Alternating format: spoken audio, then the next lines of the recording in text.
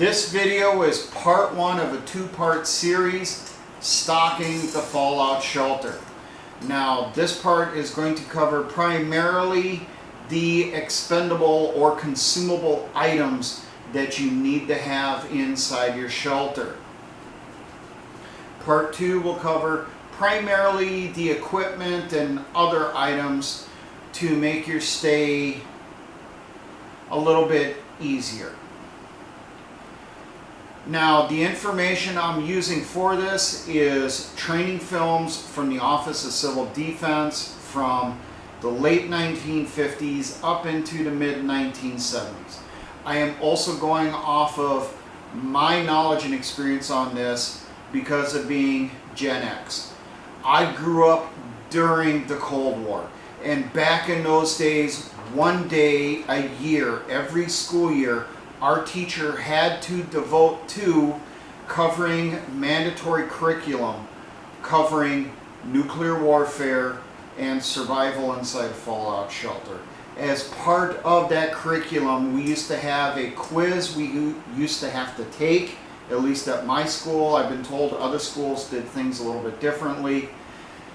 On this particular quiz, we were given 10 to 15 different items we had to put into an order of importance. What items were more important to grab to bring with you into a fallout shelter, either a public shelter or your home shelter.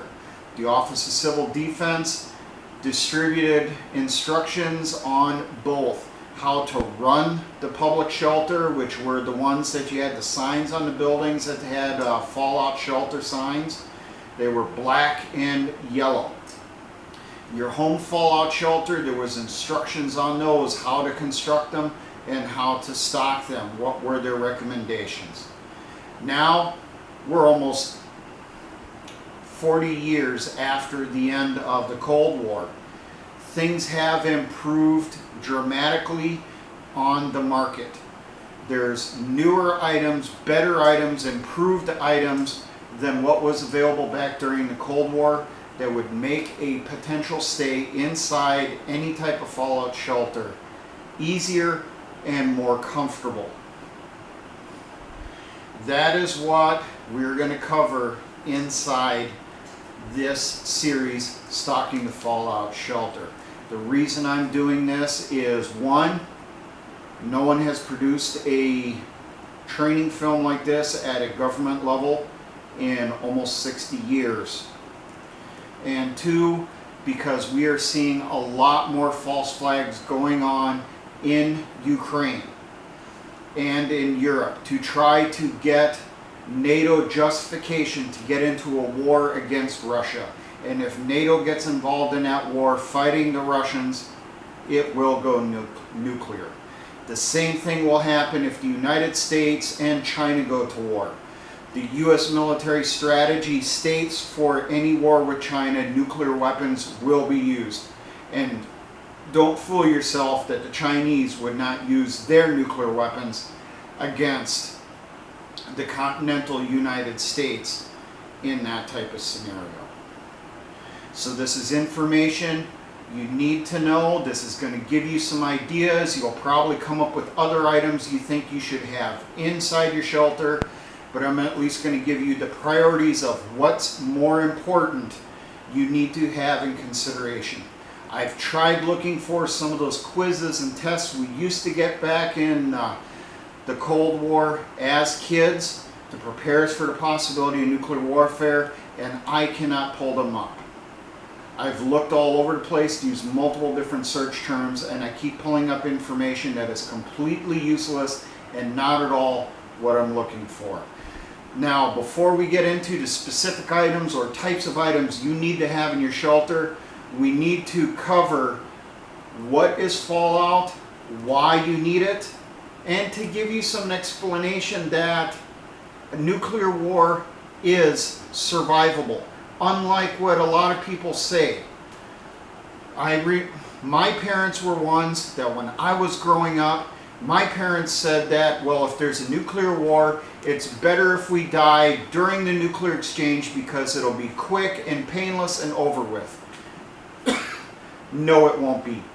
Any death because of a release of radiation from a nuclear weapon is very, very painful and takes a long time, unless you are within the blast range of that blast going off. Now, there are two types of effects or blast patterns you will get with a nuclear weapon when one is deployed and detonated. The first blast, which was the primary one you prepared for during the Cold War, was a surface blast. This is when the weapon went off just a couple hundred feet above the ground or directly at ground level. That blast produced the most amount of what's referred to as fallout. Fallout is all that material underneath the blast that gets sucked up into the mushroom cloud.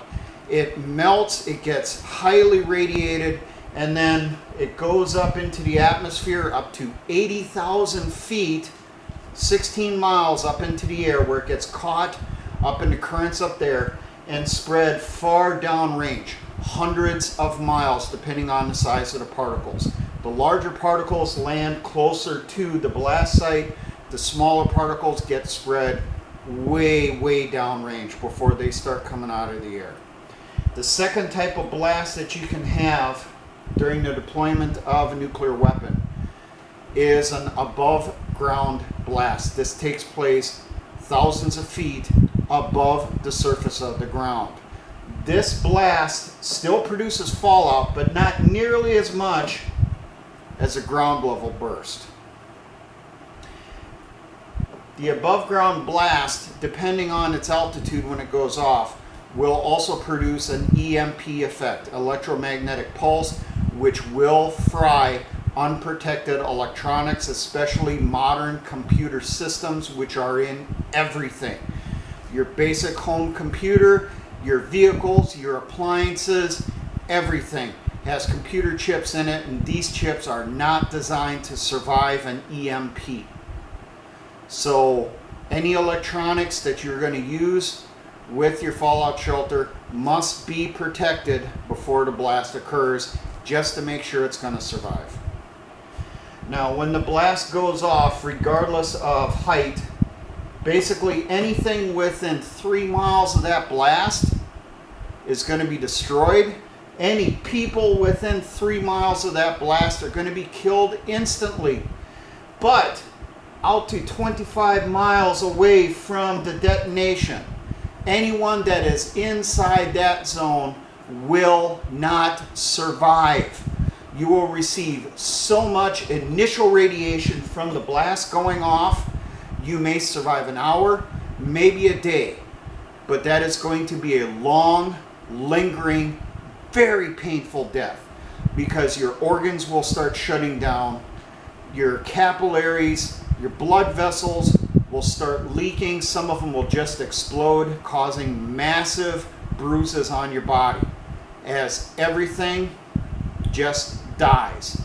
And eventually your body will give out and you'll finally get some mercy in death. Beyond 25 miles, you have a chance of surviving if you have a fallout shelter that's already prepared. Now, there are no more public fallout shelters for the average person. All of those public shelters were closed in the mid-1990s, and the supplies that were in them were sold off on the surplus market in the late 1990s. Ask those of us that have been around since then, Gen X people who were into prepping, survivalism, we can tell you about seeing those sales on all that stuff back in the late 90s. The cases of survival crackers, the containers from water supplies, the sanitation kits, all that stuff was dirt cheap back then. Now, you're paying a premium on all of that stuff, if you can come across it and if it's still usable. If you come across the containers of survival crackers, they will taste stale, but they're still usable. And you're going to pay a very hefty price for them. Now, Your fallout shelter, I'm not going to give you the info on how to build that. Go and look at, you can find it online. There are videos on how to make them. I've uploaded some of them on my channel.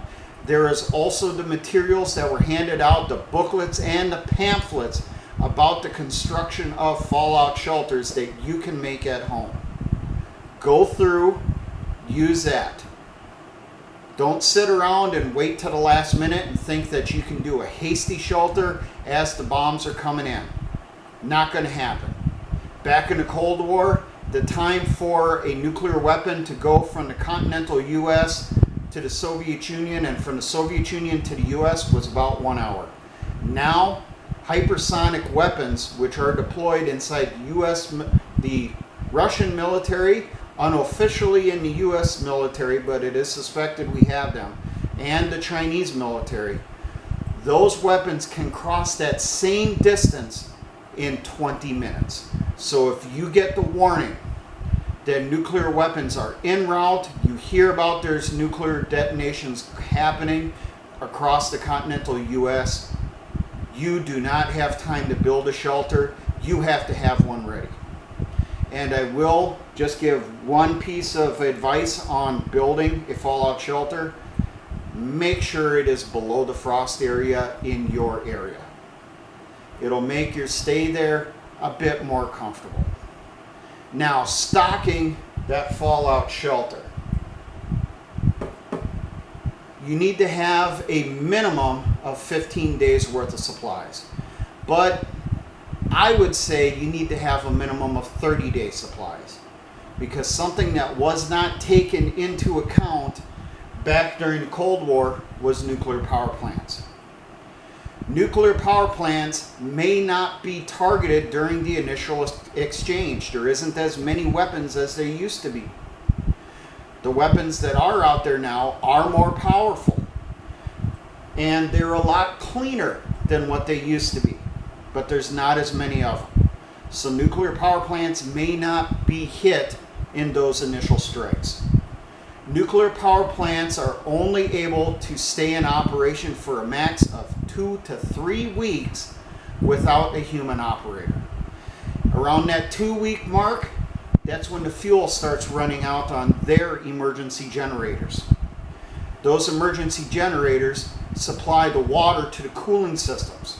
And even if the operators hit the scram button on that reactor to shut it down, those fuel rods are still going to be hot, physically hot, temperature-wise, along with radioactive for years after they're put inside that submersion pool. They have to be continuously covered in water. That water will evaporate away. And when those rods get exposed to the air, they get hot enough because they're still cooking from radiation. They will detonate.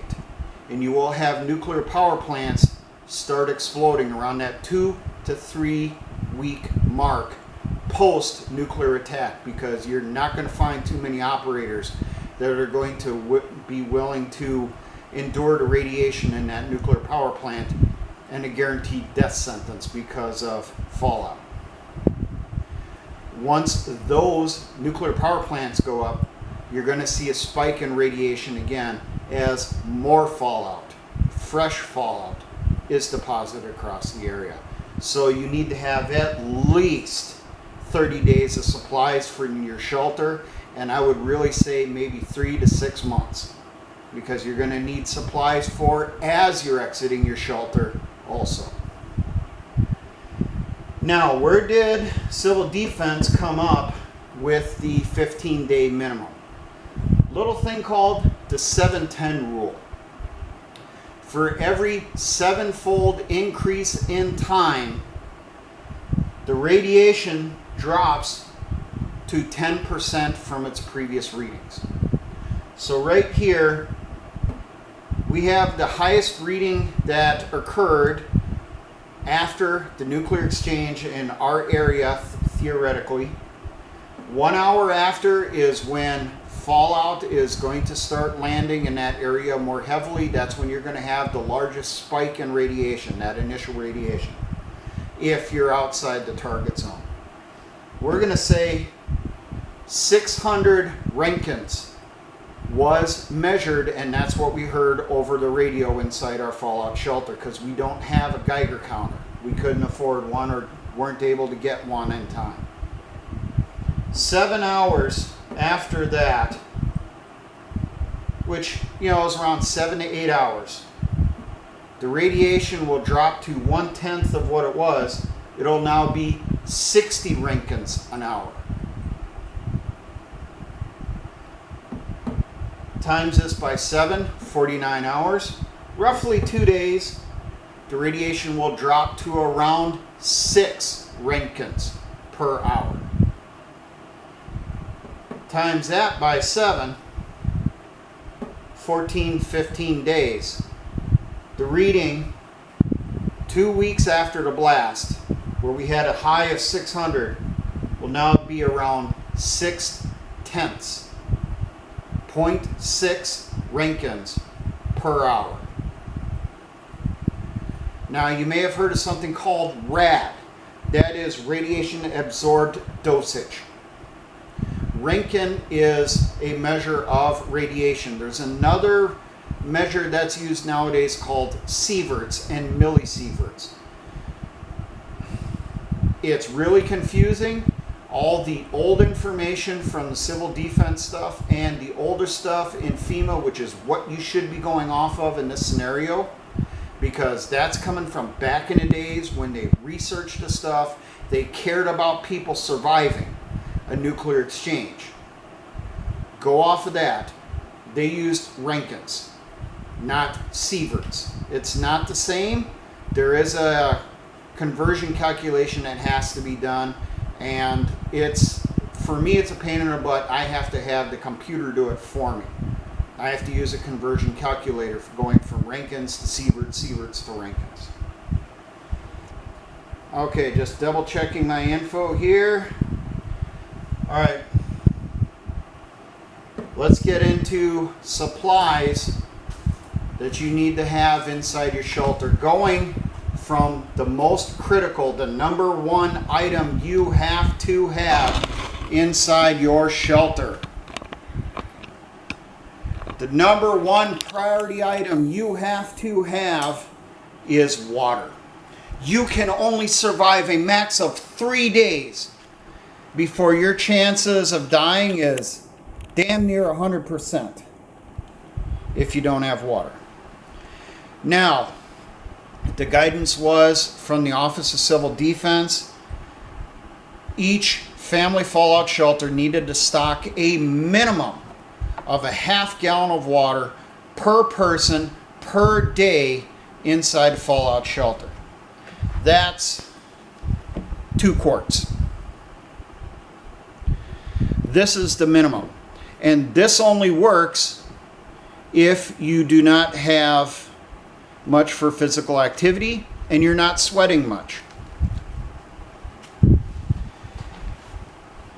Now, there's always been bureaucrats, and from what I've found out now, a lot of the fallout shelters, the public ones, did not stock 2 quarts of water or half a gallon of water per person per day. They only stocked 1 quart.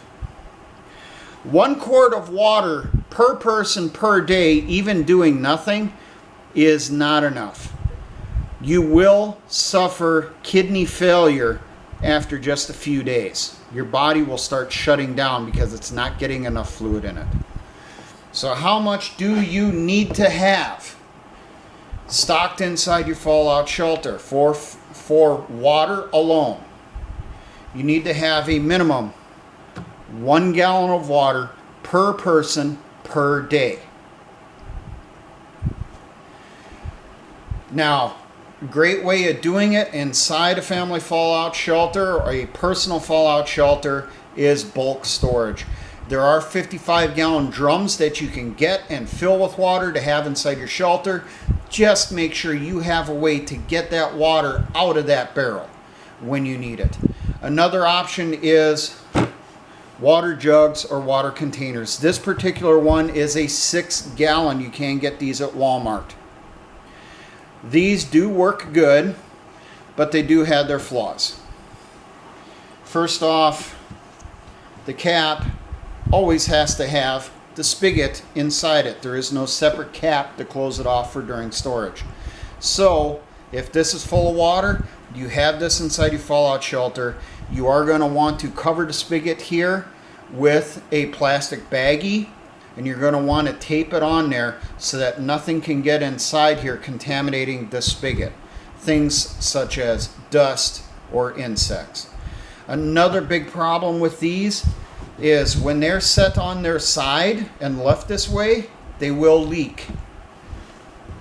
These spigots leak all the time if they're on their side. There's always a little bit of leak. I've never had any of them that do not.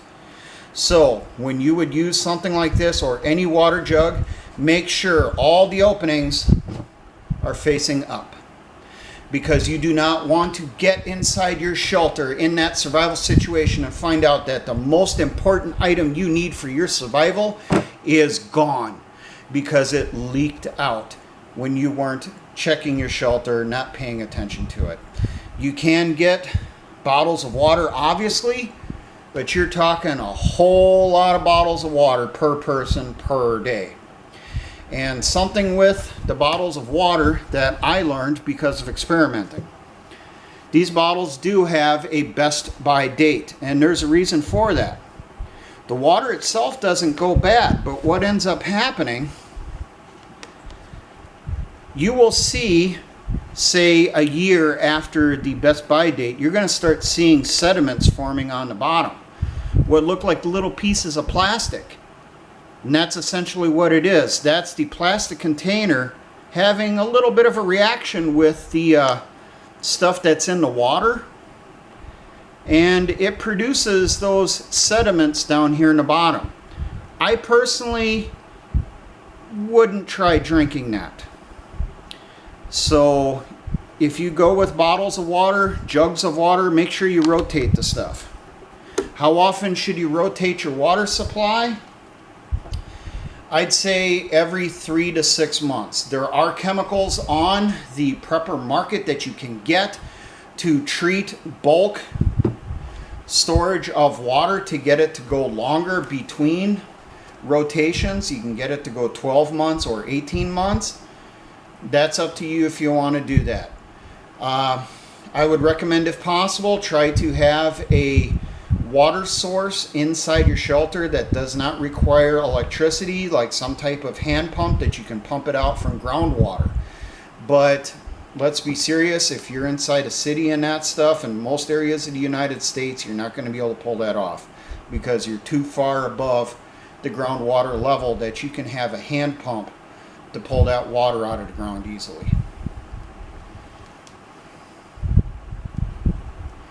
Now, something that I do recommend that you have to supplement your water supply is other fluids. Things like juices. You can get tomato juice in a can still. You might even be able to still find pineapple juice in a can. They did have orange juice in a can. I haven't been able to come across it for a while now. It's not as common as it used to be. You can obviously get your jugs of juice of whatever type that you want. You can get individual cans also, or bottles. Another type of thing I would recommend is tea. Pre-made tea. Have some bottles, some jugs inside there. It's a good change up. This goes with the 1 gallon of water you have set aside per person per day. And that 1 gallon of water, I should mention, that is only for drinking. That is not for use with cleaning. Only drinking. This supplements this. I do recommend having other fluids to go with. They even recommended, back during the Cold War, having, as they called it, soft drinks, or as most people know it now, sodas, in your supplies in a home fallout shelter. It is a morale booster. Something that you definitely have to have if you have children, milk. Now, Gen Xer, I remember this all too well, powdered milk. You just add a measured amount of powdered milk into water, mix it up, and you now have rehydrated milk. Doesn't taste the same as fresh milk, but trust me, if you're in a fallout shelter, you're going to want it. Another option nowadays that didn't exist back in the Cold War is box milk, UDT milk. You can find them from different brands inside stores. Not every store is going to have them. You can purchase it online from the different companies. This is a brand that I found at a dollar store. Another type of thing that I recommend having inside your shelter is drink mixes to mix into your water to make it more palatable. I know from experience, from being in a desert, drinking nothing but water day after day after day after day, it gets old and you get sick of it. You want a little bit of flavor with it. So you can get the individual drink pouches where one pouch of this goes in each bottle of water. Another option, canisters of drink mix. Now, Tang. You may come across this mentioned in books and that stuff from the golden age of survivalism back during the Cold War. Tang was the thing to have and stock in every shelter and survival retreat, because back in those days, Tang was heavily fortified with vitamins and minerals. It damn near could give you in a single glass what you needed for the entire day. But at the end of the Cold War, the manufacturer of Tang, they figured, why spend the extra money on adding those extra vitamins and minerals in there? So they cut back drastically to the point where nowadays Tang isn't too much different than Kool-Aid.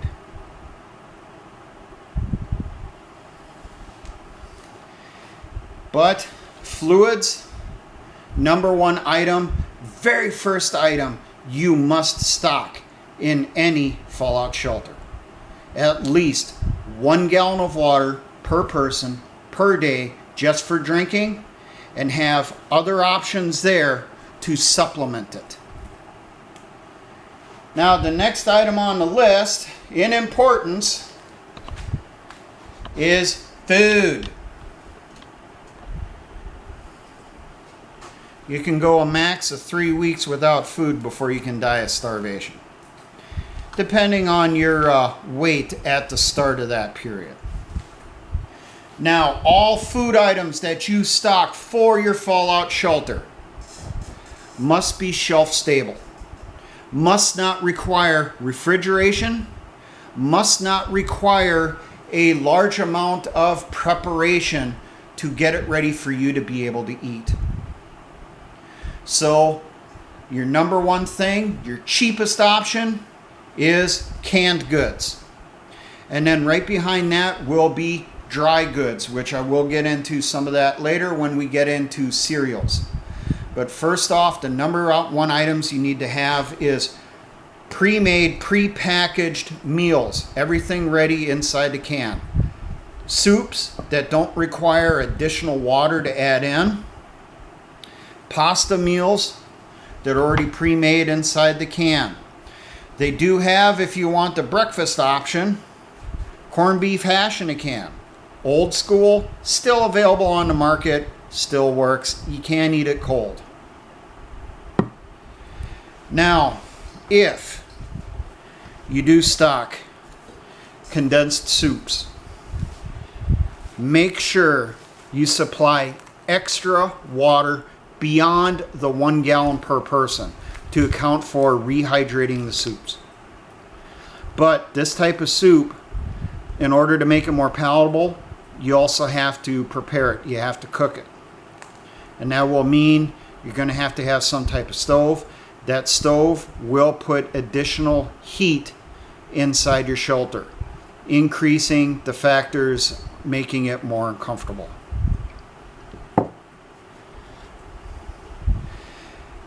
Now, the next item on the list, I have is meats. There's far more options now than there was back in the Cold War. Obviously, we have our staple of Spam, and the store brand will be about $1, maybe $2 cheaper than actual Spam. You also have your old standby of Vienna sausages and sardines. You also have tuna. You can eat it cold. Doesn't have to be cooked. Doesn't have to be refrigerated. If you do have tuna, make sure to eat all of it. Do not have any leftovers. The same with any other types of canned fish, such as salmon or mackerel. That is available out there. There's also herring fillets, cod fillets, and that type of stuff you can come across too.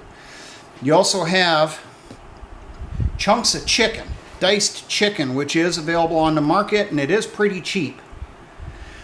Same as with the fish, you open up the can, eat all of it right away. Do not make any leftovers. Other things that you may not have thought of that will add protein into your diets. How about slices of pepperoni? They do have shelf-stable pepperonis. And squeezed cheese. These two will go together. Get yourself some crackers out of the box that you should have with you as part of your grains. Squeeze some cheese on it. Put a pepperoni slice on it. Or squeeze some cheese on a cracker. Add a little bit of chicken. Or a little bit of that fish. Now, what if you're one of those people who doesn't eat meat? Meat is murder. There are beans. Not just pork and beans. You also have vegetarian beans. You have lentil soups, bean soups, and there are vegetarian options available on the market, even in these pre-made soups like this, that will work.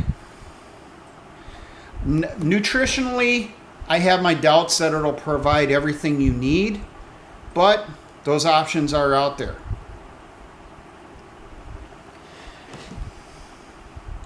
Now, the next thing in the list, fruits and veggies.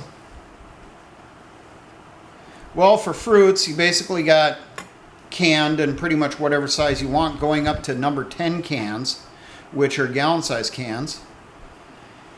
You got pears, peaches, pineapple, fruit cocktails, mandarin oranges, apricots. There's tons of options. Other option available on the market is your dehydrated and freeze-dried fruits. They are available even at dollar stores. That's where I picked this one up. You also have larger bags of dehydrated fruits available in your grocery stores. Typically, those are going to be apples. Now, veggies, you have a wide selection on those also, in size of cans and types of containers and options. I mean, obviously, you got your ubiquitous green beans, which you can get cut into slices or left whole or French style, whatever you want. You can also get corn, regular corn, Mexicorn, cream corn, whatever you want, along with peas, carrots, potatoes, onions, mushrooms, on and on. Now, with tomatoes, my personal little recommendation on this, if you have some tomatoes with you, the whole peeled ones are a really good option. With these, it's exactly like it sounds. These are small Roma tomatoes packed in juice inside the can. Open up the can here, spoon a few of them out onto the plate for each person in your family or each person in your group. They put a little salt and pepper on it. Ain't too much different than getting fresh from the garden. And these cans are packaged in juice. Do not let it go to waste. Same with the water inside the cans here. Do not let that go to waste. Do not pour it out. Make sure to use it. That is additional fluid into your body, plus you're getting additional nutrition from that juice and that water that's inside that can. Now, fermented and pickled items. Definitely should be inside in your shelter, in your supplies. You can get sauerkraut in jars. You can get it in cans, all the way from little ones up to large ones this size. I'll give you a warning though that if you're getting sauerkraut, Bavarian style is very sweet. Just be prepared for that. To me, it's disgustingly sweet. I've also seen it listed as Polish style. I prefer regular kraut. This is an option you should have. This will also help keep you regular. What does that mean, security guy? It's going to help you take a shit. Now, when you're inside a fallout shelter, it's going to be an extremely stressful situation that will affect your regularity. You may end up with diarrhea. You may end up with constipation. Kraut can help fix that. And if you're not used to sauerkraut, it can violently fix that problem if you're not used to it. Just be prepared. Other options obviously are pickles. You can get them in jars. You can get them in individual packs. If you're in a shelter by yourself or with one other person, maybe you don't want jars, even though you don't need to refrigerate it. It's pickled. You can open it up and take what you need from it slowly over time. If you don't want to do that, there are pickles in a pouch that are available. Cost a little bit more, but inside a fallout shelter, fewer people, maybe not everyone wants pickles or likes pickles, and you don't want to have jars, that might be your option. Another option is olives. This is another item that will help your regularity. I have experience on that one from in the military. Go to the field for a few weeks, say 30 days, 45 days, eat massive amounts of MREs, you get a little bit stopped up. Well, when you got back to base, having a bunch of olives for a couple days helps remove that blockage. Now, the next item that you're going to have in your little food pyramid or on your plate, whatever you want to go off of, is grains and cereals. And you do have more options on that than you realize. First off, crackers. They can be the buttered rounds like this, or they can be saltines. Just be advised, they do not have as long of a shelf life as hardtack. They do have to get rotated because there is shortening in it. There's oils that was used in its manufacture. Obviously butter on the butter rounds. That can go rancid over time. Another item that you may not be aware of is Wassa crisps. These are like a cracker. They're technically a bread. They're typically a whole grain type, like the rye, whole wheat, whole grain. They are very nutritious. They'll provide about a similar nutrition level as the old survival biscuits or survival crackers that civil defense had inside the shelters for providing in the public shelters. They can be a little bit hard to locate. Most Walmarts, which is the grocery stores that are everywhere, they don't carry Wassa crisp. You will find them at other stores, or you can find them online. Other options, breakfast cereals. Now, if you have kids, probably want to think about having some sugary breakfast cereals for them to eat dry as a snack out of a bowl in the morning as their breakfast.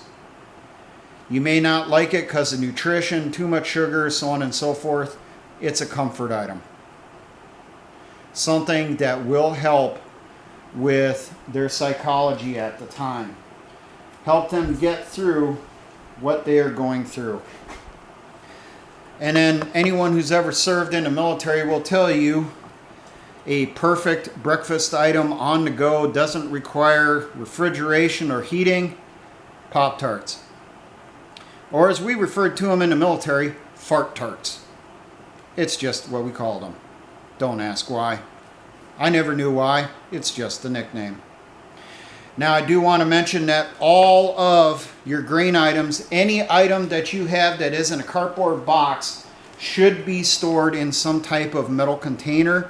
This is for rodent and insect control, to prevent those pests from getting into that food supplies and contaminating them and eating them up.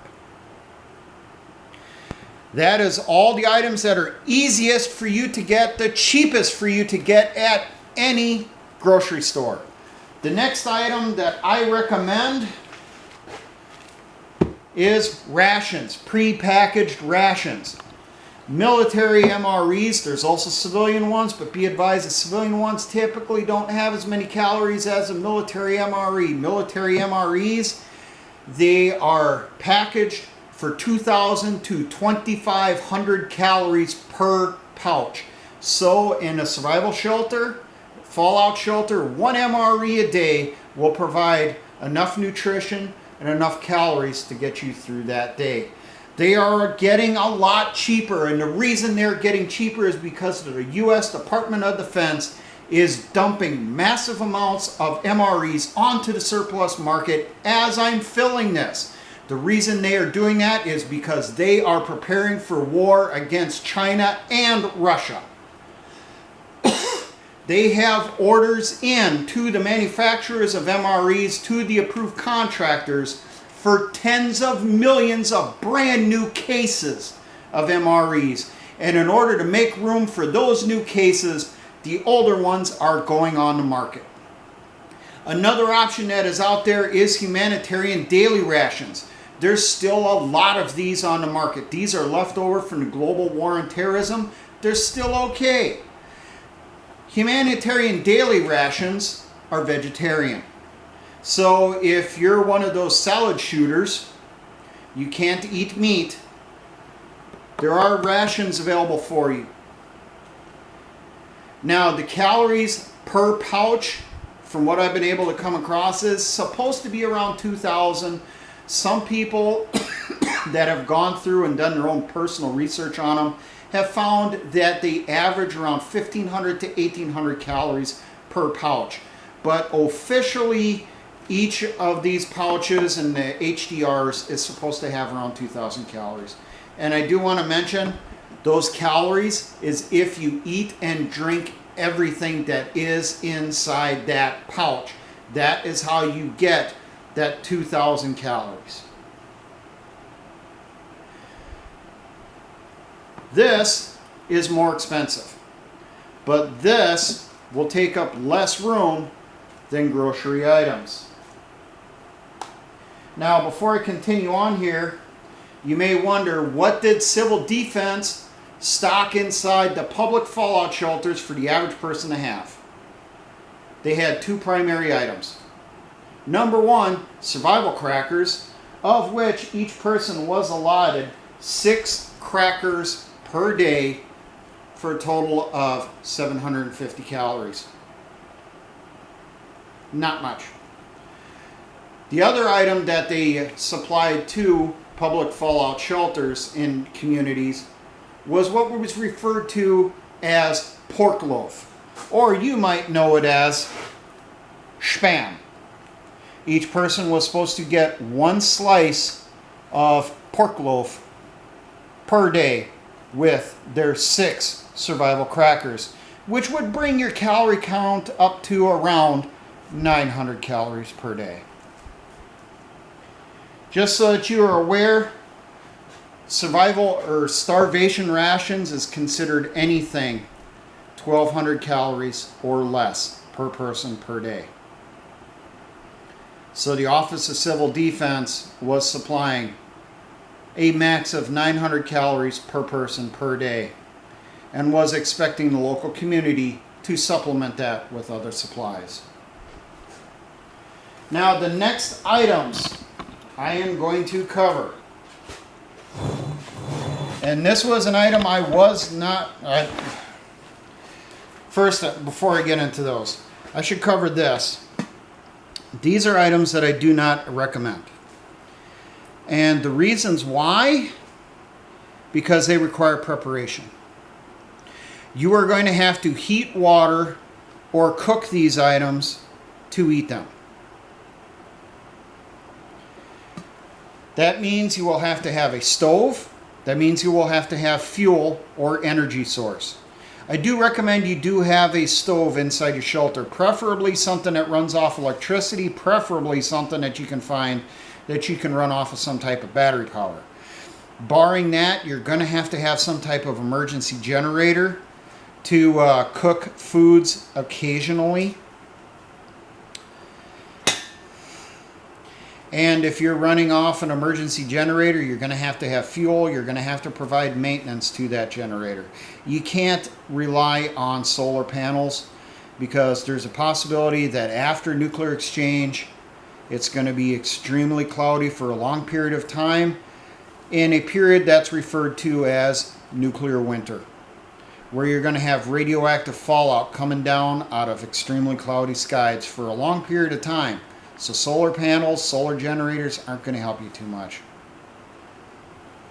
But all these items here are items that will require water, additional water beyond the 1 gallon of water you designate for a person just for drinking each day.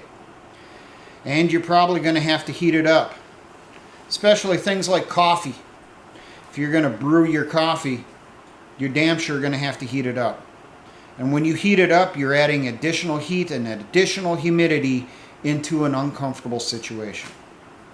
Now, freeze-dried pouches like this from Mountain House and other manufacturers, you don't have to have it hot.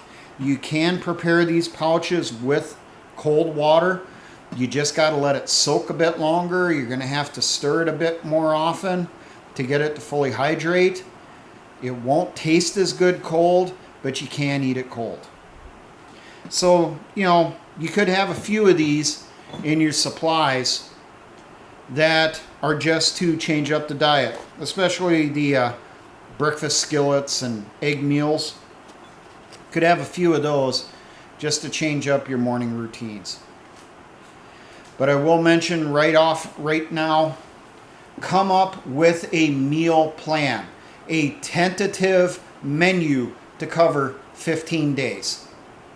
And that 15-day menu can be doubled for 30 days. Do it for 3 times in a row, 45 days. You get the idea. Come up with a general menu that will mimic what you eat normally. But remember, everything you get has to be shelf stable, require as little preparation as possible for you to eat it. And do not make an excessive amount. You do not want leftovers because you will have no way to store it. Another couple notes before we move on with food. I want to mention with tomato products in cans, definitely rotate those by the best by date because the acids inside the tomato juice will rust and corrode the can and they'll burst. Doesn't matter if it's tomato soup base, if it's diced tomatoes, whole tomatoes, stewed tomatoes, the acids in the tomatoes will slowly degrade the cans, rusting it, causing it to rupture. And that should be everything I have down here on food products. Oh, I should mention children. If you have infants, make sure to stock baby supplies, formula, and jar baby food. Have a supply of that for any kids. Once that kid grows up, gets into toddler, rotate that stuff out or remove it from that inventory. Another thing that I need to mention that you should include, vitamins for each person, appropriate for their age and their gender. Women require different vitamins than men. Pregnant women also require different types of vitamins. Their vitamins have to have additional folic acid in them. And then when it comes to kids, you want tablets, not gummies. But make sure you have vitamins for each person inside your shelter, and they take them each day. So get yourself some good multivitamin, and it wouldn't hurt to include some vitamin C. Another item that I recommend, basic salt and pepper. It'll come in handy. Cold food, cold canned items don't taste the same as when it's heated up. You may need to season it a little bit, make it more palatable. Okay, now that you've got your food items, you need to prepare this. I shouldn't cover this until I get the gear, but I figured, hey, I've covered food, I should cover this now in importance. The recommendations from Civil Defense for preparing and serving your food is disposable items. Disposable cups, plates, bowls, and silverware. Now, if you have the capability, you've allotted extra water inside your shelter, greater than the 1 gallon per person per day just for drinking, you can have regular utensils. I would recommend trays, like you had in school. Obviously, silverware, a minimum of fork and spoon. Some type of cup. Metal ones are probably the best because you can drop those, not going to break. You also need to have utensils for preparing your food if you're going to cook it. At a minimum, some type of serving spoon, a ladle, some type of knife that you can cut things like that Spam, and damn sure to make sure have a can opener. And there's an old survivalist dictum rule, 2 is 1, 1 is none. I would recommend having a couple can openers inside your shelter, because you don't want to be in a situation where you're inside your shelter, you're only a few days in, and that can opener breaks, and you still got a couple weeks to go. Trying to open your cans at that point can be a nightmare. Now, food preparation. Obviously, if you plan on cooking some of your stuff, you're going to need at least 1 pot, 1 pan, like a saucepan. Maybe think about some type of coffee pot. Another option is your camping cook sets. Appropriate number of those for the number of people that are in the shelter. Yes, I know a lot of these cook sets are aluminum, and there's people that freak out about aluminum cook gear, but let's be serious, you're inside a fallout shelter. Nuclear war has just happened, so is any micro amounts of aluminum in your diet really going to be a major concern at this point? I don't think so. Just remember, every time you use any of this stuff, you got to clean it. It's going to require additional water, and you're going to also have to have some type of soap to do the cleaning. Now, the next item I am going to cover in importance, first aid. You need to be able to take care of not just your basic injuries, but things that are a little bit more severe. Types of injuries that you need to be prepared to take care of are broken bones, sprains, flash blindness from when the nuclear weapon goes off and you happen to be looking in that direction, or it's on the side of you and you get some of it that blanks out to one side. You are going to have to treat that. It is possible. How you treat flash blindness is gauze pad over the eye. After they close it, hold it on with rolled gauze. You may also have to deal with burns. Now, your breaks and your burns that you could potentially come across when you're occupying a fallout shelter is from everyone going nuts. The announcement has gone out. Nuclear weapons are on their way. A couple of them have already gone off. They've taken out the NORAD facility in Cheyenne, Wyoming, not Cheyenne Mountain. They did move it back to its old base area. They built a brand new bunker for NORAD. They've already started hitting the bomber bases, hitting some of the submarine bases and that stuff. Some of our early warning facilities. People are hearing about it on their radios. They're getting the messages across their phones. They're freaking out. They're going nuts. Accidents are going to happen, and you're also going to have people that will attack you because their life is more important than you. So you could end up with broken bones. You could end up with burns from actual thermal industries, from injuries from car accidents. Or maybe someone goes nuts and starts throwing Molotov cocktails. You're a little too close and you get a burn from that. You need to be able to treat burns.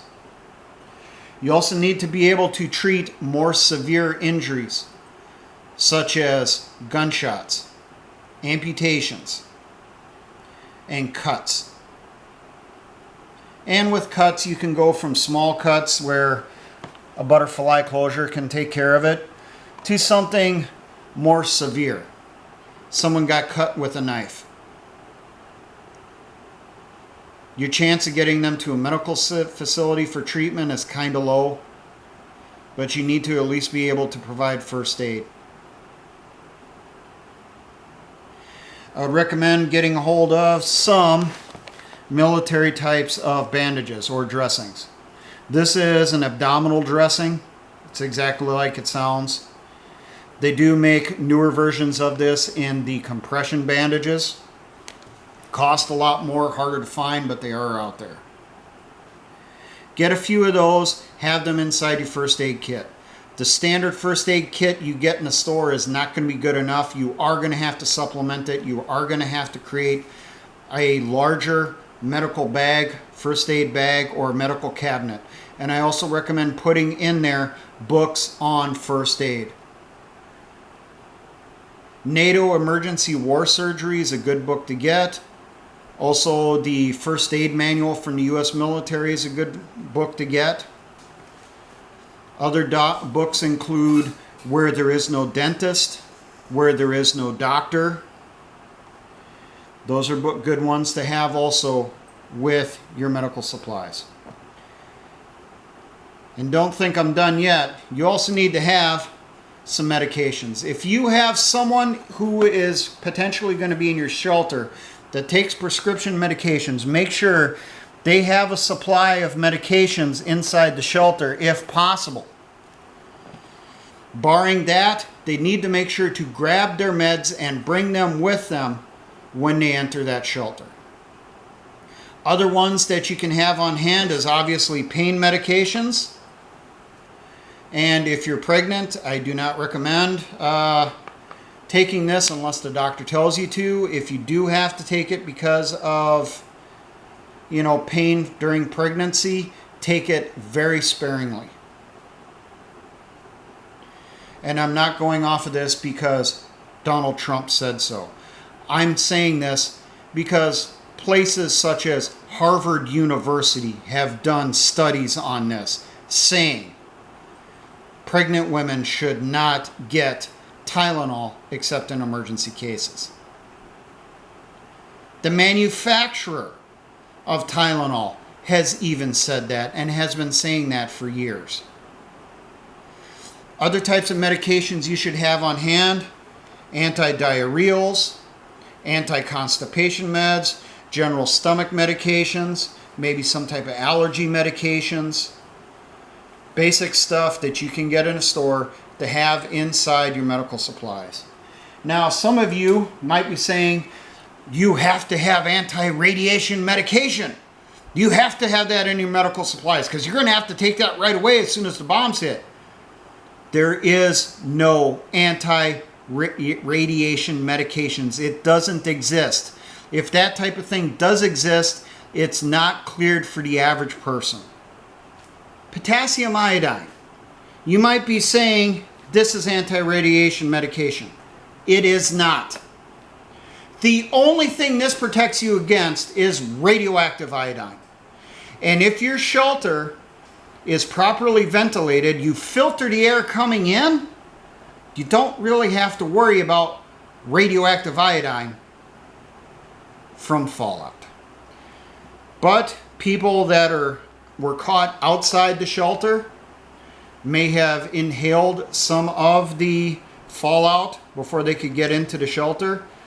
After they take their shower and bag up their clothes for destruction, and they put on fresh clothes, they probably should start a course of potassium iodine or iodide to force the radioactive iodine out of your system. This is something you can overdose on really quick, really easily. So if you do plan on having this, you do plan on using it or potentially using it, understand the dosages and follow them very, very, very closely. Do not exceed those dosages. Why? Because you will shut down your thyroid. It will kill you.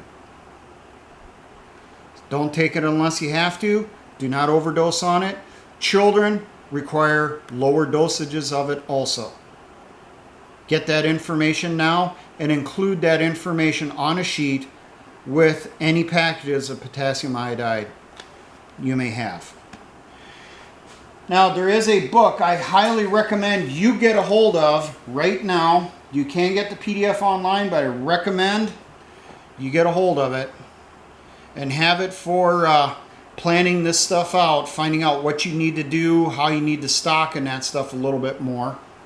It's called Nuclear War Survival Skills, written by someone called Crescent Kearney. It is updated every few years. It is available free online. You can also purchase paper copies, which I recommend you get a hold of one. The newest edition possible, but the old editions, they're fine too. They'll give you plenty of information to keep you alive during a nuclear exchange. Now, something I didn't mention, if you stuck towards the end here, I'm going to give you some valuable info on RADS, your radiation absorbed dosage. On a daily basis, your body absorbs between 0.001 Roentgens per day, 1/1000th of a Roentgen per day, to a max of 1 Roentgen per day. It is cumulative over time. So if you're exposed to a steady 1 per day, after 30 days, you're going to have a RAD dosage of 30. FEMA said you could exit a fallout shelter when Civil Defense, the predecessor to FEMA, because FEMA doesn't care. The acceptable levels for exiting the fallout shelter permanently with no restrictions is 0.01, 1/100th of a Roentgen per hour.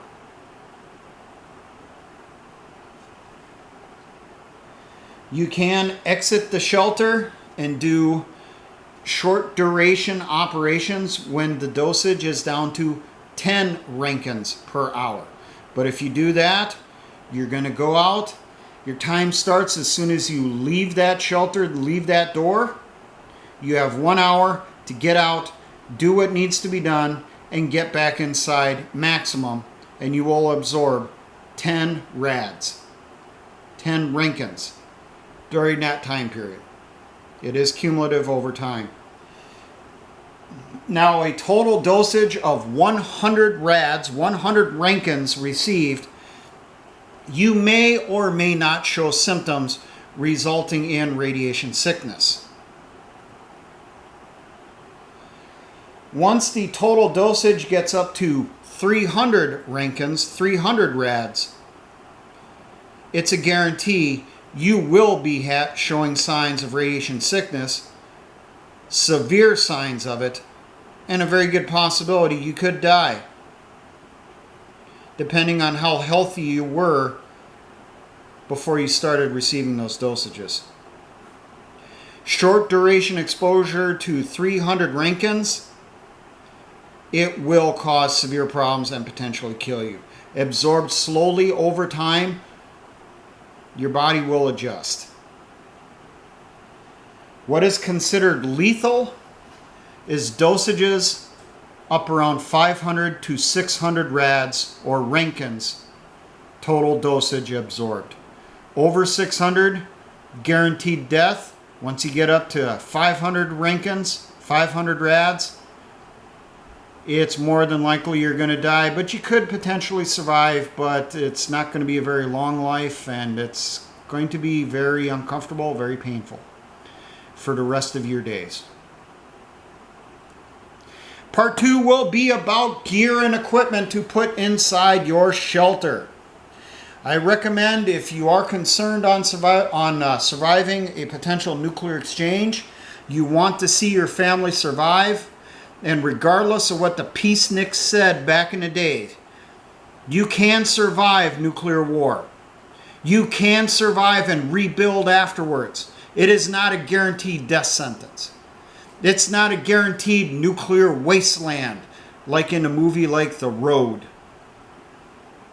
or Book of Eli or any of the other 1980s cool survivalist post-apocalyptic flicks. You can survive. You can survive very easily if you take some basic, simple steps on building a fallout shelter, or if you already have one in your home, get it cleaned out, get it restored as best you can, and get it stocked now. Because when that warning comes out that missiles are on the way, mushroom clouds are starting to form over the continental U.S., it's too late. You got to be ready before those bombs start falling. Now, for all my engineer brothers in the Patriot and militia movements, always remember, Essayons, let us try.